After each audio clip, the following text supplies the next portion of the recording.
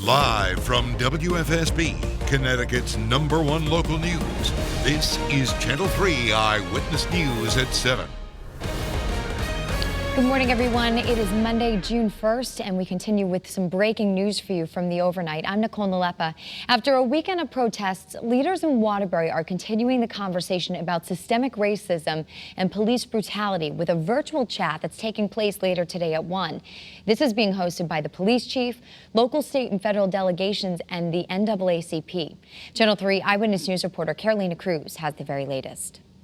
Peaceful protests and marches escalated after demonstrators stormed the interstates in portions of I-84, I-91, and I-95 yesterday. In Waterbury, the police chief applauded the peaceful protests in the morning, but also addressed the disruptions later on in the day. He says his department is taking proactive steps during this time. He and his command staff are attending roll calls to remind officers of First Amendment rights.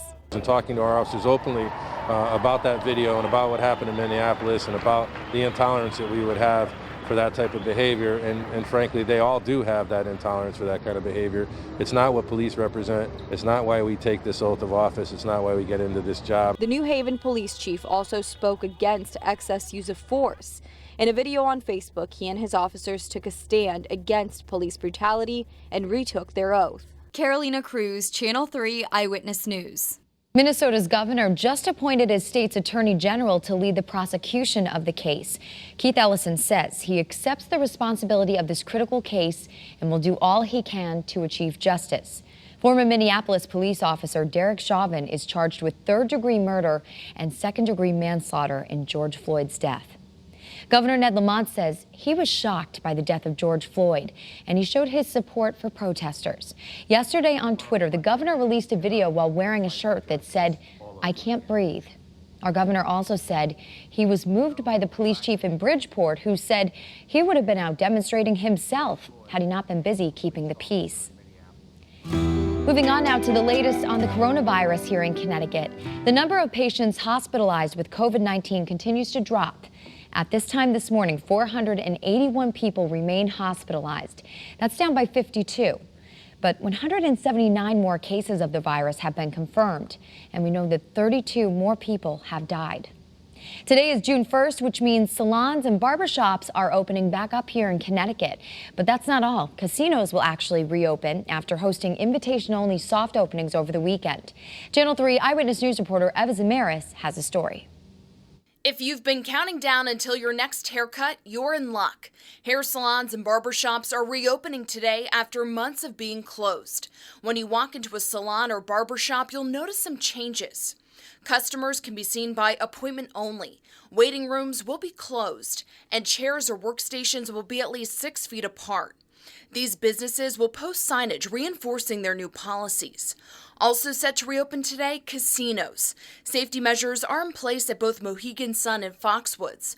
Once you arrive, you'll get your temperature checked, and throughout your time at one of these casinos, you're being asked to maintain your distance from others. The number of guests will also be limited, but Governor Ned Lamont has expressed concerns about this reopening. I think the idea of opening up on June 1st is early. It's earlier than Las Vegas. It's earlier than any of our regional casinos want to do. I'd like to have a little more time. Short of that, I'd like them to put in stricter protocols. I think that's key for the public health of customers going in, their employees, and the greater region. Eva Zamaris, Channel 3 Eyewitness News. Another free mobile testing site is opening today in Hartford. The Artists Collective on Albany Avenue will be accepting patients this morning from 8:30 until 4 o'clock. Hartford Healthcare is running the testing site and is urging people to get tested. You're taking a look at video right now from last week of a free walk-up testing site right on New Britain Avenue. Organizers say mobile testing sites are designed to reach more people who may not have access to transportation to get to a permanent site. And today, Amtrak will resume a Acela train service for those traveling between Washington, D.C., Philadelphia, New York, New Haven, Boston, and some other cities. Passengers will be required to provide their own facial covering and wear it over their nose and mouth while on stations and on the trains and thruway buses.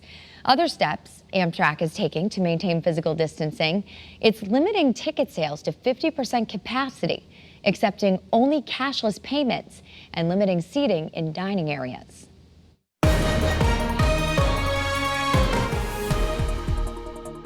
7:05. We had a very chilly start this morning. Temperatures got down to about 31 degrees in Colebrook, with some frost being reported in Colebrook, Staffordville, Lebanon, New Hartford, Bakerville. It all depends on where you were this morning. The temperatures did get rather chilly, even into the low 40s for Bradley, 40 degrees this morning. Our Channel 3 early warning dual pole radar scanning the state dry. Good morning, everybody. It's a beautiful start, but it is a little chilly out there. And as we take you through the day, the typical overnight low is about 53. Remember that number when you see the temperatures, because we didn't get anywhere near that 53. 76 is the normal high. We're also likely not to get close to that 76 degrees today. It's going to be a chillier day than normal. All right, the numbers have moved up nicely now with that strong June sun. 42 in Willimantic, 43, still well below average, but at least they're moving up. We've got a lot of 45s and 46s for you. You can see 45 in Norwich, Chester, Danbury, Salisbury, 46 at Bradley, Torrington, Waterbury. So you get the point. You need a jacket as you're heading out the door this morning. The winds are fairly calm, which is good news. All right, as we move you through the day today, bright golden sunshine. A couple of clouds will roll in, maybe even an isolated shower during the day today through this evening, but not a big deal. As you can see, the icons there stay dry. So most everybody will stay dry today, but there is a chance for a pop-up isolated shower. Not too much of a big deal. Old Saybrook, good morning to you. You can see we've got a beautiful iCam in Torrington, and we'll take you to New London right now where that sun was up nice and early this morning at about 5:18. Satellite and radar, I'm going to move you on up towards the Great Lakes. There's a little bit of scattered shower activity up there. That's going to try and race its way into Connecticut, but as it does, it tends to fall apart. And according to early warning futurecast, just some spot shower activity between about noon and 3. And then tonight, we should maybe see another spot shower after midnight tonight. And then tomorrow, we start off with a little bit of sunshine, but then the clouds roll in, and we're expecting some showers tomorrow afternoon, more particularly tomorrow evening than anything else. As you can see here, our frontal boundary is going to be moving in Tuesday night through Wednesday morning. So this is 9:30. This is midnight Wednesday, some showers in the area. And here comes some showers around 3 a.m. in the morning. That's Wednesday.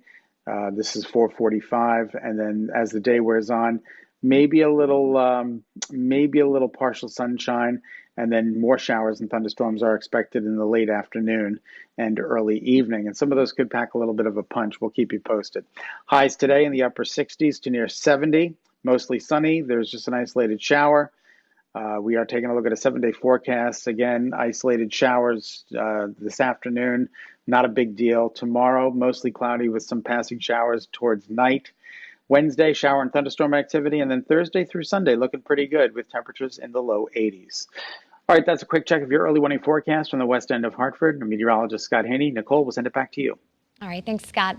SpaceX has made history as 2 NASA astronauts are now at the International Space Station.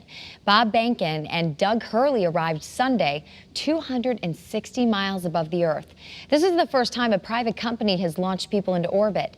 The 2 astronauts will spend at least 6 weeks aboard the space station and as long as 4 months there. Thank you so much for tuning in to Eyewitness News on this Monday morning.